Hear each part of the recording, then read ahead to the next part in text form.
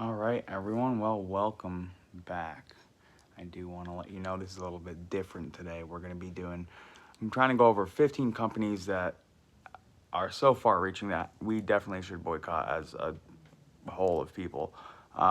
Sometimes it's hard to really boycott things totally, but minimizing usage is sometimes the best, especially some of these companies have such far reaching capabilities that to destroy them, like to get rid of Amazon, let's say, would you know how many people lose their jobs where they can't get other jobs? You can't leave a power vacuum. That's where a lot of bad things in history pop up. But all we can do is make them aware of this. And these companies have been known to change their opinions in the face of public outcry. First one up is Meta. I mean, I'm not even on Meta anymore.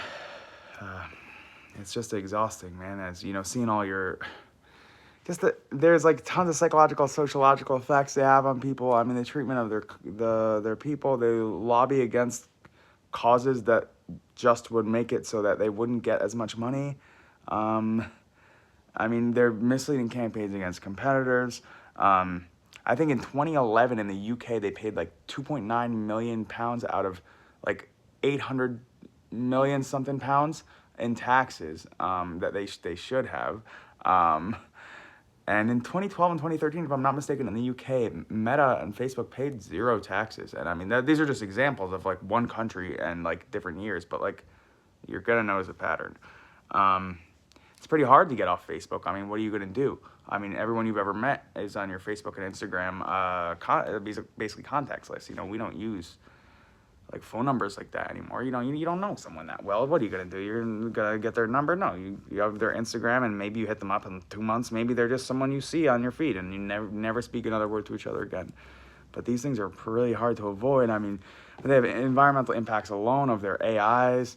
The fact that they're blocking news in Canada, Facebook, a social media company, has influence on elections. Like, what is happening? How do we fall so far? I mean, not to mention the fake accounts that spam their messages, and I mean, they don't have a stance. They change their tune based on who's president and who's a little bit above them, but it's coming up that way. No one's above them. And man, 14 companies to go. This sure is exhausting. I was gonna spend like 2 minutes on each company, but looks like I just hit my 5 seconds past. Now is next is Amazon. I mean, where to begin with Amazon? The treatments of their workers and customers, rampant tax avoidance, just like Meta, removal of LGBT content, as well as this thing called Project Nimbus, in which them and Microsoft, they have like a $1.2 billion contract each for cloud computing and AI processes for the IDF and Israeli military. Not Israel, just their military. But then they'll also they have to be like pressed to remove their anti-Semitic content, which goes to show you they're literally just following whoever gives them the most money. I mean, they don't have morals. Follow the money. They've also provided the cloud web hosting services to Palantir, okay. Don't get me started on Palantir. Don't get me started. They attempt to influence the local news of Amazon, like mid-May 2020, apparently. At least 11 different local news stations got identically worded, or they aired identically worded segments speaking positively about Amazon's coronavirus response. There was this absolute G, Zach Rail of Oklahoma City station KOCO TV. He's an Amazon sent him the same package, and he called him out live on air. Absolutely amazing. I do need to watch that. The environmental impact alone of Amazon, I mean, to get into that would be insane. I only have 120 seconds per.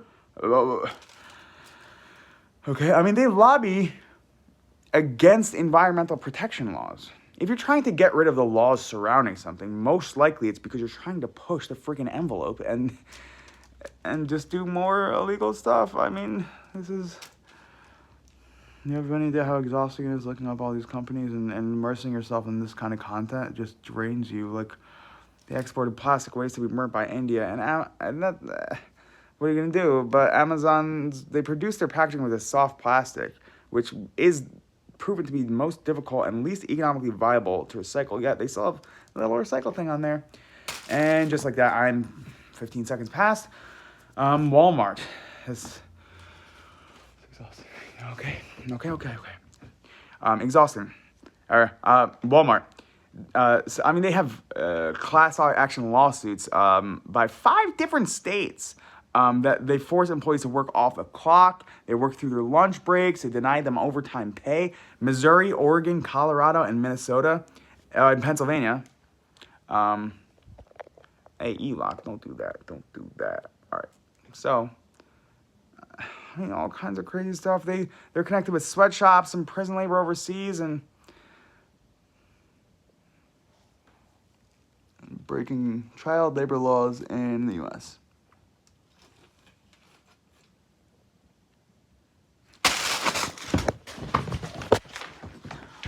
Screw this.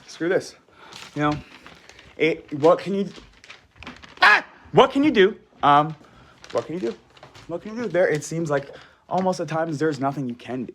Yeah, I have a bunch of stuff I could talk about here, right? I could talk about Microsoft also being involved in that Project Nimbus contract. I could talk about Nestle's rampant child labor, Spotify's choice to get into the military AI arms race as a music company.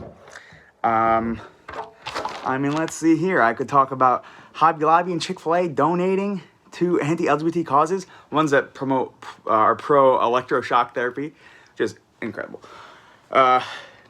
Sabra, the hummus company, providing financial support to the IDF. Expedia and Airbnb making money off Palestinian land acquired in the past 20 years. This isn't land from back then. They have McDonald's and Burger King, aside from all their horrible food, they're giving free food to the IDF soldiers and skipping over the starving Palestinians. Incredible. You actually can't make this up. I have, Google monopolizing everything you've ever seen and obliterating any competitors. And literally, seriously, please don't get me started on OpenAI or ChatGPT. Manipulating entire generations. But, this stuff is exhausting. I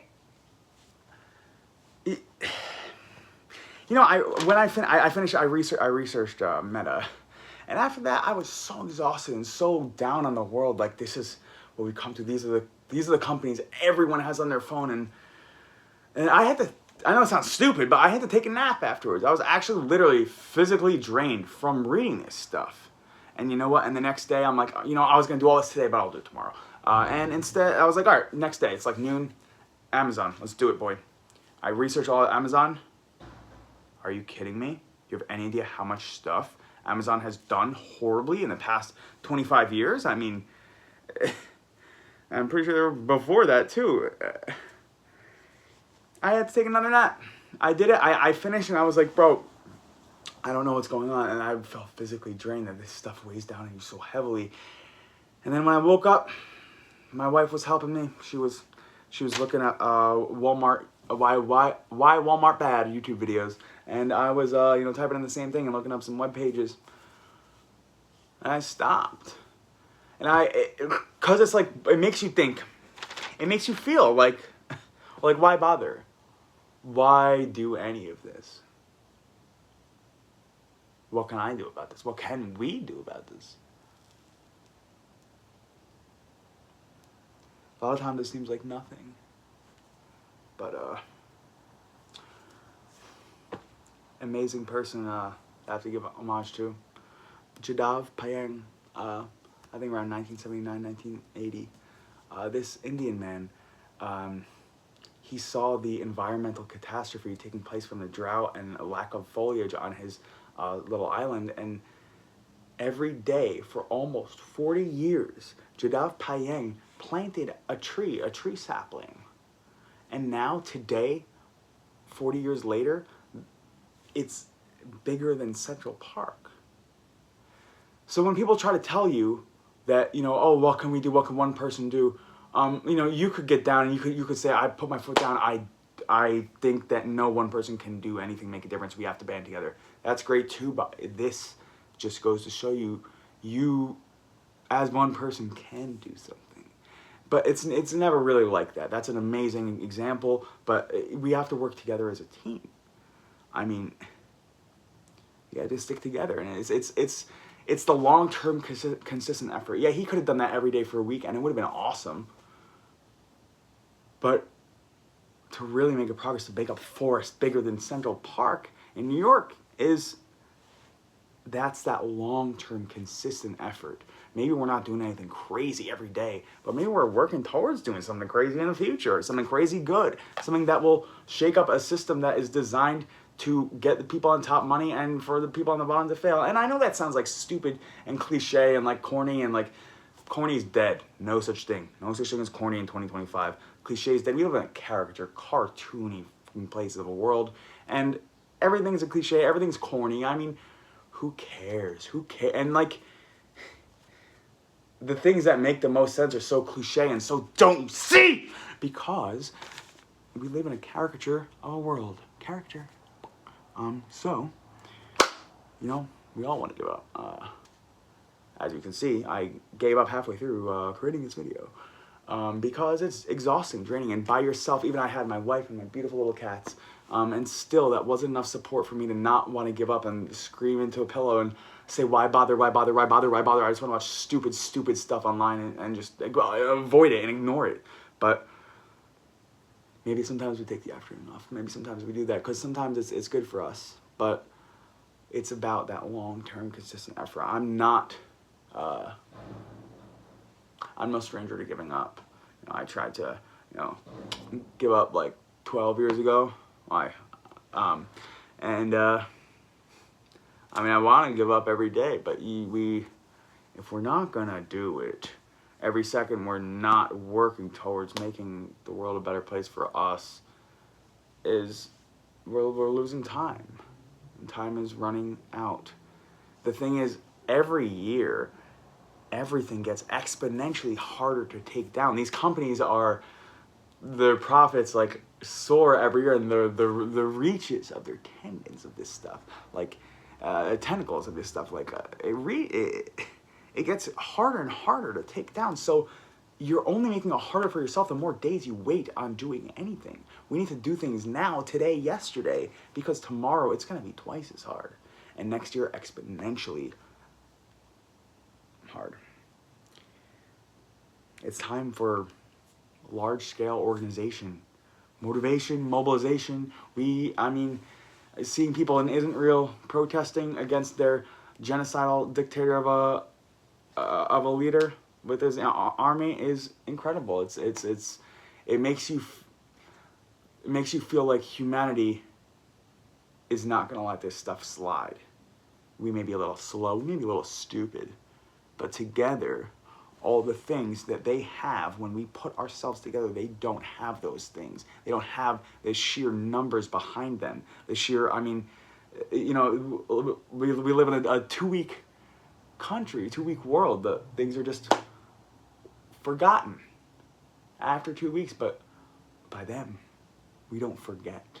If someone loses their house due to medical debt, they're not going to forget about the medical industry bleeding them dry. We're not going to forget about the Epstein files. Again, I know that sounds stupid, but it's the largest pedophile case, in known history. Again, besides the Roman Catholic Church, just the other day, man, I'm not even going to get into it.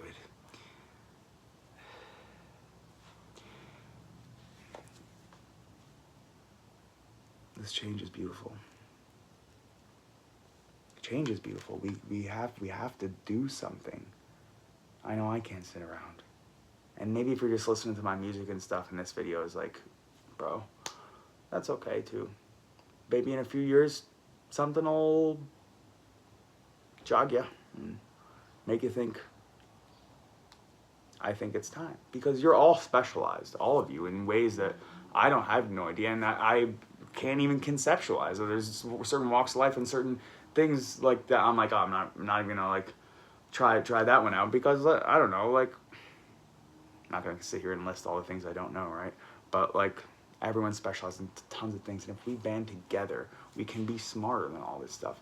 I know AI is looming overhead, and that's kind of the point of AI, to put all that stuff together. But until they have physical robots roaming the streets in military droves, which isn't far away, we are stronger than them, and we can do more than them. We can reach wider than those creepy, skeevy companies. I know it sounds crazy to say you and I can reach wider than Amazon and Walmart and Meta and OpenAI, but in 10 years that might not be the case. But, it might be too late now, but what's the alternative? Sitting around and not doing anything? I mean, we just gotta get out there, man. Anything you can do, even just being a better person from day to day, like, super generally. Like, let it be super general, because just help out your neighbor. Like, when you're walking past someone who's looking hungry, looking cold, give them the... maybe I'm not saying, like, give them your last dollar or you're, like, the only jacket you have, but, like, maybe I am. Maybe it's time to give back to the people who have been beaten and downtrodden by a system that's designed to do so. Because, I don't know about you, but I, like many, many Americans and people around the world, are like 2, 3, 4 missed paychecks away from homelessness if someone doesn't bail us out. I don't know about you, but I am. And we can't sit around waiting for us to be taken, our neighbors taken, our cousins taken, then our mom's taken, then we're taken. And, I'm saying taken like, very dramatic, but like we don't have to be physically taken. To elaborate on this stuff is draining. And as you see, I started to try to make a video of, all these things, 120 seconds for each company, what we can do about it, but these things are exhausting and draining, and I can't do it without you, and I need you guys.